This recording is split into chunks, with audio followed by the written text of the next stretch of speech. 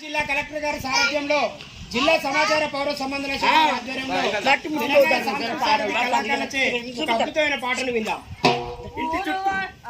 ఇంటి చుట్టుపక్కల చెత్త చెదారం